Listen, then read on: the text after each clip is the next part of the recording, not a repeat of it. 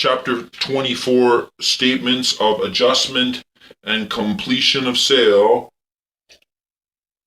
which is one of the scariest chapters in the whole goddamn course and book. Question 62. The possession date in a standard form is what? It is number 2. Only A is true, and A is the date on which the buyer takes vacant possession, I'm spitting here, of the property subject to any existing tenancy agreements. So the possession date in a standard form contract of purchase and sale is A. Number 2, A, the date on which the buyer takes vacant possession of the property, subject to any existing tenancy agreements.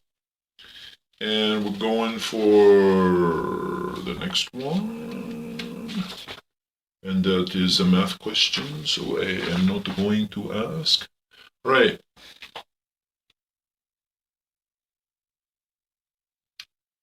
And 97 on page 3. Vince has agreed to sell his home to Pedro for $75,900. Wow. Must have been like 40 years ago. To assist in the purchase, Pedro is borrowing $65,000 from his uncle as a first mortgage loan. Pedro's loan from his uncle will appear, and the answer 97 is 3, only on Pedro's statement. So Pedro borrows money, 65 grand, and that will only appear on Pedro's statement of adjustment. You got that? Only on him. His. All right.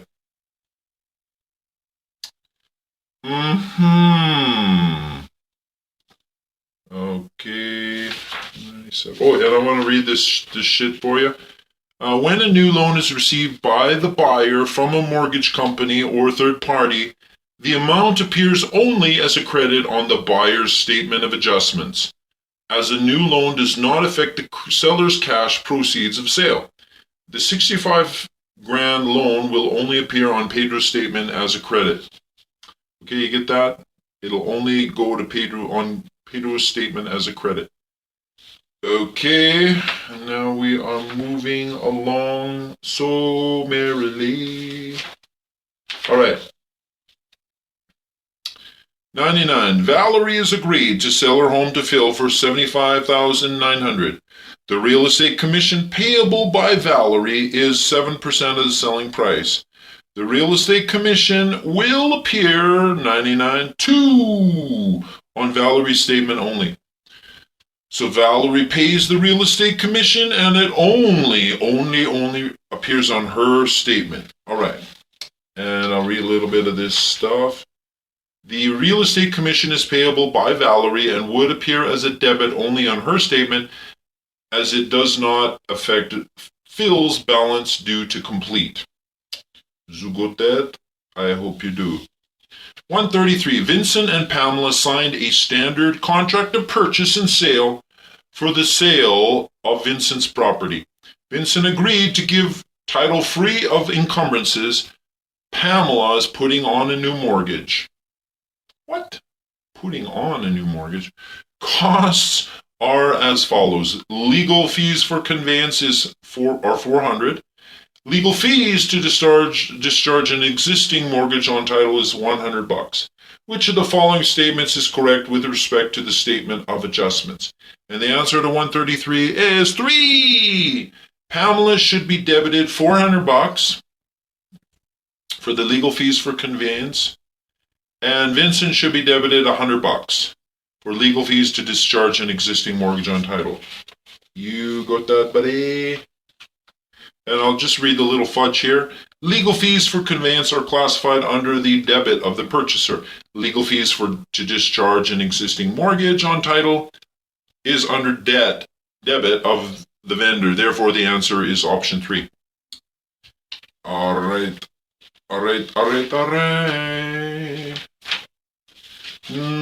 Page 8. 163 question. Where would the commission appear on the statements of adjustments 163? The answer is 3. The commission only appears on the seller's statement. Where would the commission appear on the statements of adjustments? 3. The commission only appears on the seller's statement. The sellers. All right. Okay, 177. Victor, good old Victor. He is selling his house to Paula with an adjustment date and a possession date of August 16th and a completion date of August 14th. He's concerned about the fact that he has just filled his oil tank. Which one of the following is true? What the fuck? Why does he even give a shit about that kind of stuff? 177. 3. Victor could arrange to have a reading done on the adjustment date and make an adjustment privately with Paula for the cost of the oil remaining in the tank on that date. Let me read it again. Victor selling his house to Paula with an adjustment date and possession date of August 16th and a completion date of August 14th. But he's a little concerned, pissed off, annoyed, worried that he just filled his oil tank. Oh man, what can he do? 3. Victor could have he could arrange to have a reading done on the adjustment date and make an adjustment privately with Paula for the cost of the oil remaining in the tank on that date. Depending on how much. Yeah, anyways, whatever. All right, page 9, 219. Which of the following statements correctly describes the manner in which taxes are adjusted? As the answer is 219. 1. If the seller has already paid the current year's taxes, the seller must be given credit of the taxes from the adjustment date to December the 31st. So this is true about taxes, how they're adjusted. Number 1, if the seller has already paid the current year's taxes, the seller must be given a credit of the taxes from the adjustment date to December 31st. 242. In a particular real estate transaction, taxes for the current year in the amount of $516 were paid by the seller on July the 1st. The adjustment possession and completion date is July 28th. Where would the tax adjustment appear on the statement of adjustments? Well, it's number 2. As a credit on the seller's statement and a debit on the buyer's statement. So let's rewind again.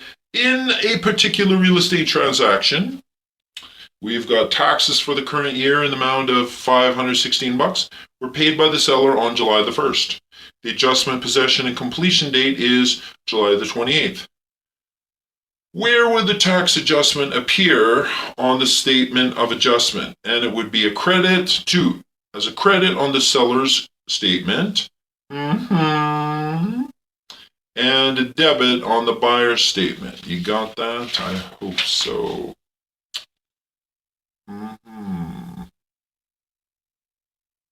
Okay. Oh, and let me just read this fudge here. When taxes are previously paid by the seller, the buyer should reimburse the seller for the portion of the year from the adjustment date onward. The reimbursement will appear as a credit on the seller's statement and a debit on the buyer's statement. Okay, you get that? I hope so.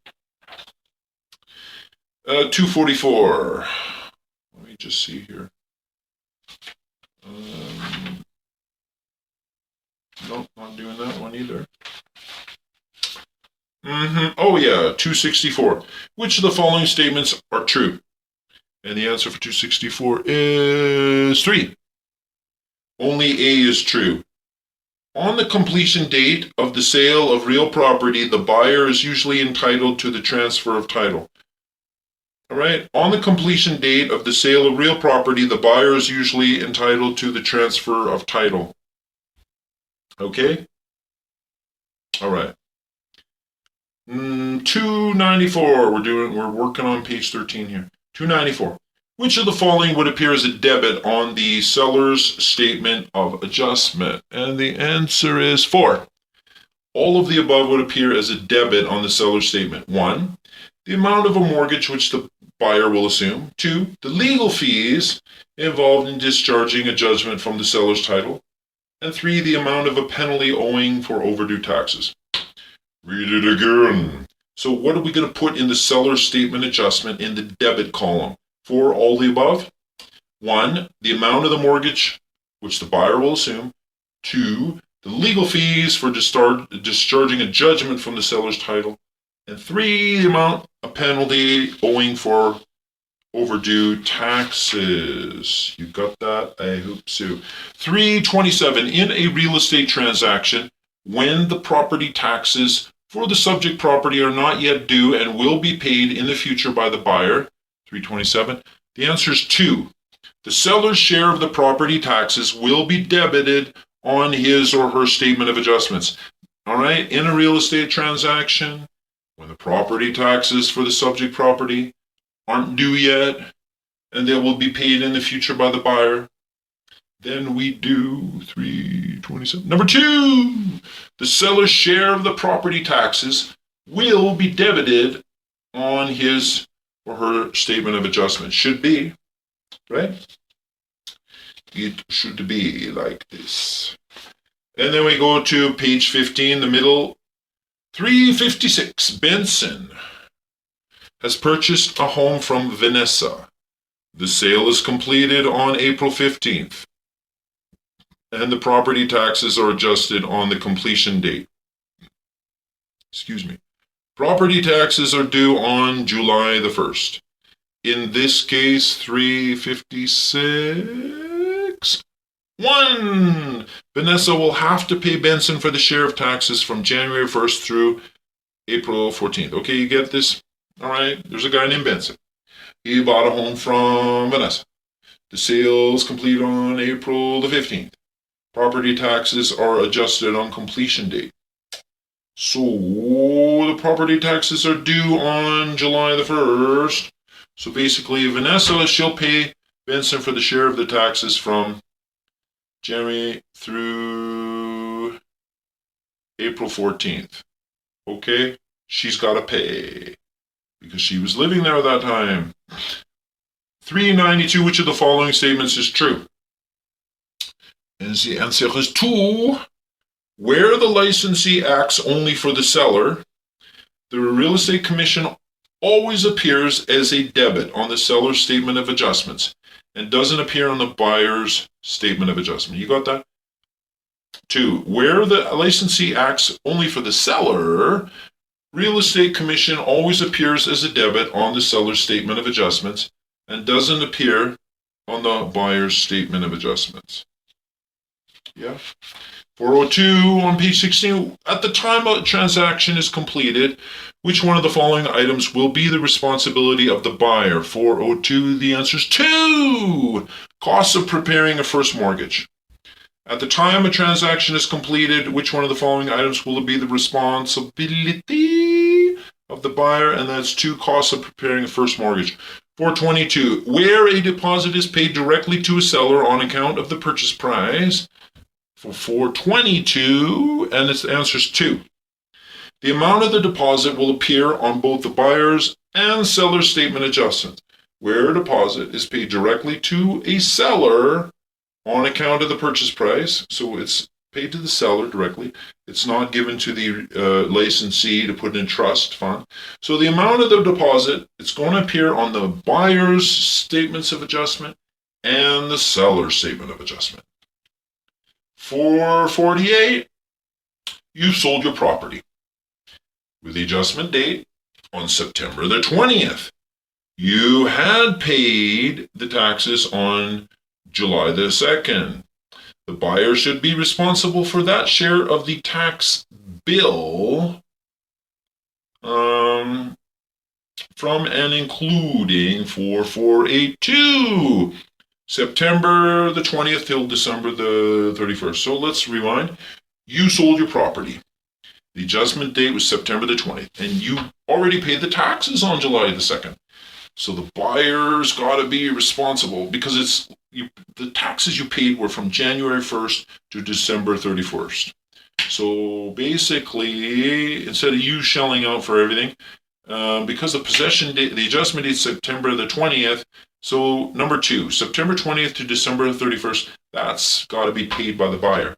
479, Vince sold his property to Paula with a possession and adjustment date of May 1st. Vince has not yet received his current year's tax notice, but last year's taxes were $847. Paula's lawyer feels taxes will increase 20%. Which of the following is correct? 479. 2. Vince should be charged the estimated taxes from January the 1st to April the 30th.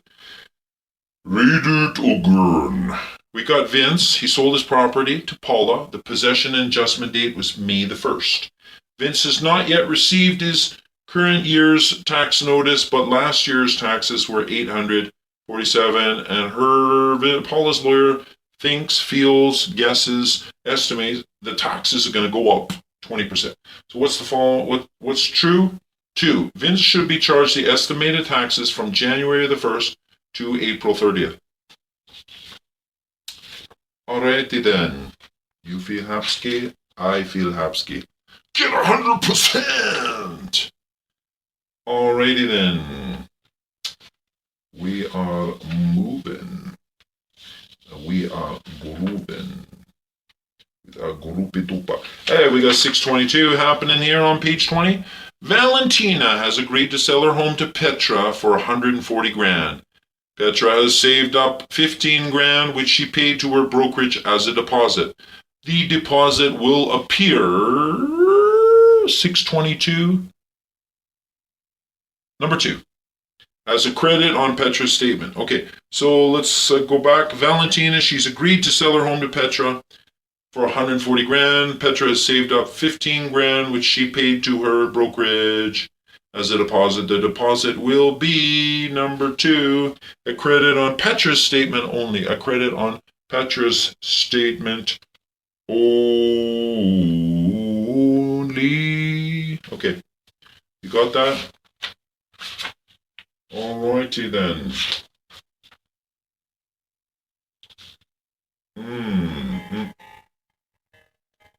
Oh shit. Excuse me. Yeah, I'm still recording. 17 minutes here. Alright, 641. Let's see if 641 has a decent... Okay, see if I can get this. 641. Assume that it's not a leap year. A property is sold on the following terms. The price is $195,000 in cash. Commission is 5% on the first $100,000 of the sale price and 2.5% on the balance. The adjustment, possession, and completion date is August the 28th. Taxes for the current year were paid by the seller on July the 1st in the amount of $1,015. The buyer has paid a deposit of $20,000 smackaroonies, and legal fees for the conveyance are $491. So where would the tax adjustment appear on the statement of adjustment? And for 641, my answer is 1. It would be the tax adjustment would appear as a credit on the seller's statement and a debit on the buyer's statement. Let me repeat that. The tax adjustment on the statement of adjustment would be a credit on the seller's statement and a debit on the buyer's statement. Okay, credit on the seller's statement, debit on the buyer's statement. And that is answer 1. 681. No, that's a math question. So screw that. I ain't touching it.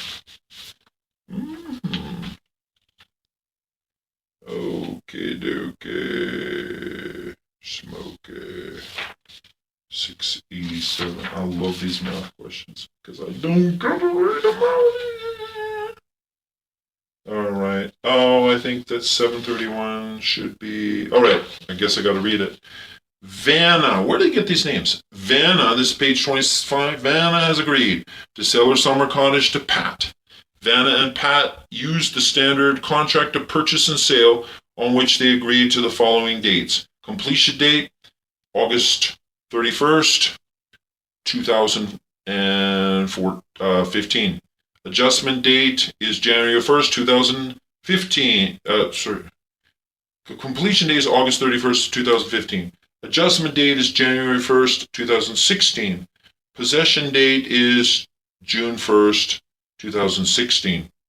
Which of the following statements is true? And for 731, the answer is 1. There will be no adjustment for real property taxes on the buyer's statement of adjustment. And why is that? Because the adjustment date is January 1st, 2016. Yes. And I'm going to read a little bit of fudge here.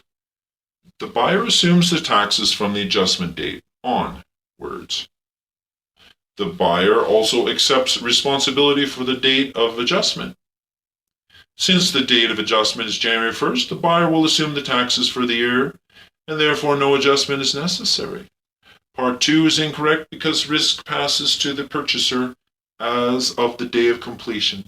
The day of completion is August 1st, 2015. And if Pat were to insure the property as of May the 1st, 2016, this would be obviously too late. The optimal time is to have the risk pass the day prior to completion, or in this case, August 30th. This is page 26. 782, where a deposit is paid directly to a seller on account of the purchase price, the answer becomes 782. 4. None of the above statements are true. Where a deposit is paid directly to the seller on account of the purchase price, none of these are true. 1, the amount of the deposit will appear only on the buyer's statement of adjustments. 2, the amount of the deposit will appear as a debit on the buyer's statement and a credit on the seller's statement. Lies. 3, the amount of the deposit will appear only on the seller's statement of adjustment. All lies. 801. Which of the following statements correctly describes the manner in which taxes are adjusted? Number 4. None of the above. And what are these nones describing adjustment of taxes? 1.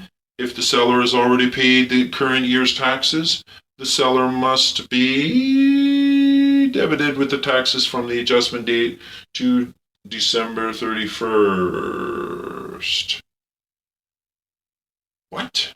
The seller must be debited with the taxes? Should be the buyer, huh? If the taxes are overdue and a penalty is owing, both the amount of taxes and the penalty must be apportioned between the buyer and the seller. No, it's got to be the seller. And 3, if the taxes are not yet due, no adjustment is made until the tax statement invoice arrives. No, you do it when you adjust. Okay. And the seller has to pay his or her fair share. 8:13. If an item of the buyer's personal property, such as an auto, is accepted by the seller as part payment of the purchase price, that would be weird. 8:13. The answer is 1. The value of the traded property is listed as a credit to the buyer and a debit to the seller. If an item of the buyer's personal property, such as a car, is accepted by the seller as a part payment of the purchase price, 1. The value of the traded property is listed as a credit to the buyer. Credit to the buyer and a debit to the seller. Credit to the buyer, debit to the seller. Credit to the buyer, debit to the seller. Okay. And we're moving along here. Ooh. Page 25. Vanna has agreed to sell her summer cottage to Pat. Vanna and Pat used the standard contract of purchase and sale on which they agreed to the following dates. Completion date, August 31st, 2015. Adjustment date, January 1st, 2016. Possession date, June 1st, 2016. Which of the following statements is true? And the answer for this one, drum roll please, is 1. There will be no adjustment date for real property taxes on the buyer's statement of adjustment because the adjustment date is on January the 1st. All right. Don't you just love those things? Holy smacarones. 782, page 26. Where a deposit is paid directly to a seller on account of the purchase price. 782. 4. The amount of the deposit will appear. Just wait. I've done this thing. I'm just rereading everything. Holy fuck. Man, I'm going nuts. I must be tired.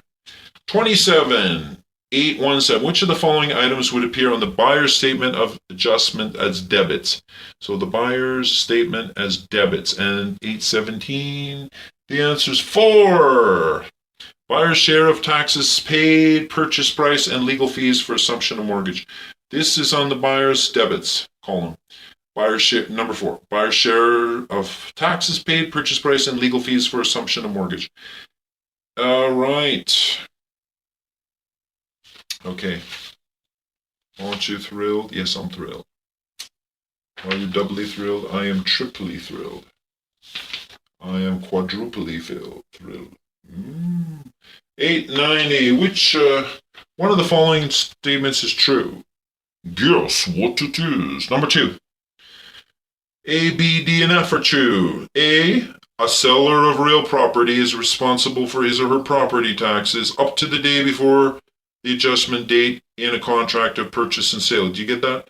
A seller of real property is responsible for his or her property taxes up to the day before the adjustment date. So if the adjustment date is July the 6th, then it would be, the seller would be responsible up to July the 5th in a contract of purchase and sale. That's true. And then we got, it says A, B, D, and F are true. So B, a buyer is usually responsible for legal fees relating to the conveyance, and these appear as a debit on his or her statement adjustments. A buyer is usually responsible for legal fees relating to the conveyance, and these appear as a debit on his or her statement of adjustments. D, gross mortgage proceeds received by a buyer appear as a credit on the buyer's statement of adjustments. Gross mortgage proceeds received by a buyer appear as a credit on the buyer's statement of adjustments.